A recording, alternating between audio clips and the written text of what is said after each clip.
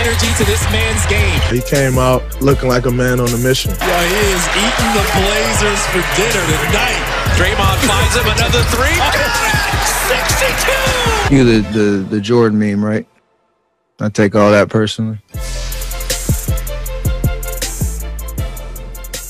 Get it, Steph.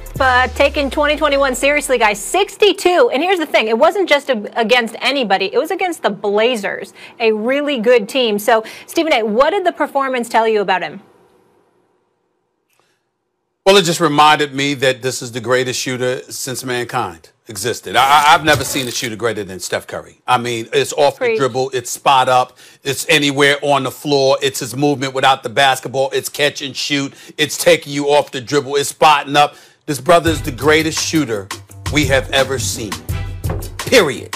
And when you take that into consideration and you just tickle your imagination as to when Clay gets back, the Golden State Warriors will be back at the very least in the conference finals because they're just too lethal of marksmen to ignore. I want to put this into consideration. Steph Curry is considered to be struggling. He is averaging 32 points on 45% shooting from the field, 36% shooting from three-point range, and that's considered struggling. Oh, by the way, he's shooting 98% from the free throw line. I mean, this is just ridiculous. It's just ridiculous. This is who he is. The first 10 years of his career, this man has shot better than 40% from three-point range. The first 10 years of his career. We celebrate people who do it once. And this dude did it the first 10 years. He is the greatest shooter man has ever seen. I know it sounds hyperbolic. It's not. It is not an exaggeration. I don't care whether you bring in Bird, whether you bring in Ray Allen, Reggie Miller, Chris Mullin. I don't give a damn. There has never been a shooter this great. And when Clay gets back, look the hell out. Golden State is going to be immediately back in championship contention. And by the way, I like that kid Wiseman. Well, he's clearly the greatest shooter ever. He's a mobile artillery unit because he can go get his own shot, and he invented shooting it from a million miles away, which created even more space. You know, everyone, how can you change the NBA? Make it a 4-point shot if it's farther away. So it didn't occur to people, no, it's all right to shoot it from 10 feet behind the arc if you can hit it regularly, which he can, which opens up the whole offense. He revolutionized the game. And by the way, for years, I thought he was not a clutch shooter, Stephen A. I saw it in the playoffs. I don't care what anyone says. You go back and look at the highest leverage moments. I thought, why is Steph not as good here as he normally is? Shooting the ball. Even that started to change. Even that started to change. You know, that started to change. Given enough reps, he's now deadly in the clutch with the ball in his hand. It wasn't always that way. It is now. This is what I was thinking yesterday. This is what I took from the performance. And like a lot of people, I was watching football and keeping track of what was going on in the basketball game. Oh, my God, Steph went for, 31 at the half. Now he's up to 40-something. Now he's up to 50-something, 62. Stephen A., there have been more athletic point guards than Steph, obviously. Allen Iverson or Russell Westbrook, MVPs who are clearly more gifted athletically overall, right? There have been better two-way point guards than Steph Curry.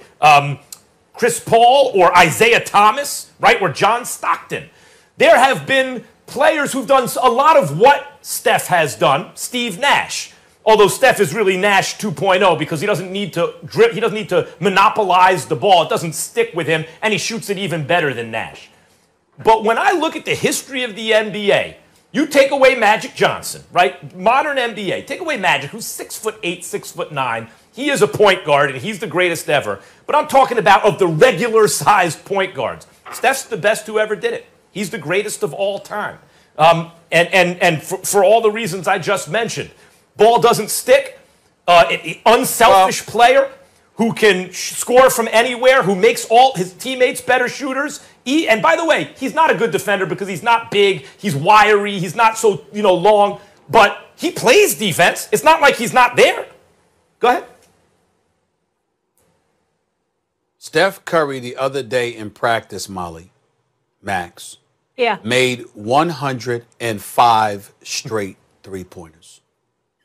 105 stupid straight three-pointers without a miss. Steve Kerr had the joke of the year when he sat up there and said he choked. He didn't get to 106. You understand? 105 straight anything 105 times in a row. Can you imagine how motivated he must be having to sit all last year and then Clay goes down? I mean, it's like his back's against the wall and he's just showing us who he is. He's motivating the triple team and then trapping him and all of that stuff, but he's special. Yeah, of course. And then he's not playing around. Changed the game. He's that dude. I just want to mention this, though. They do play the Clippers Wednesday. That one's on ESPN, so that game should be a lot of fun. When we come back here, how upset should the Eagles be?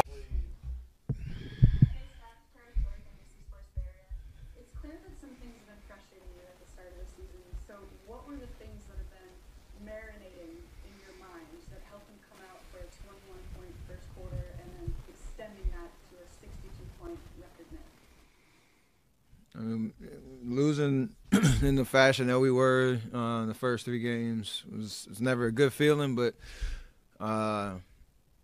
you got to take those lumps and learn from them. And I think I think I said on Friday we got to test our resiliency, and we obviously proved that tonight. We got a lot more work to do. It's more so just trying to get to that level that we expect, and to be able to get a chemistry and a kind of expectation of what it's going to take for us to win this year. And, we showed a lot of bright spots, obviously, tonight. Offensively, I saw the pictures and, the way that they were defending me a lot better.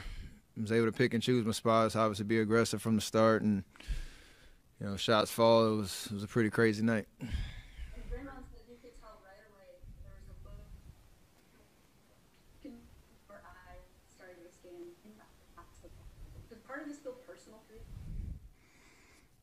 Cue the Jordan meme, right?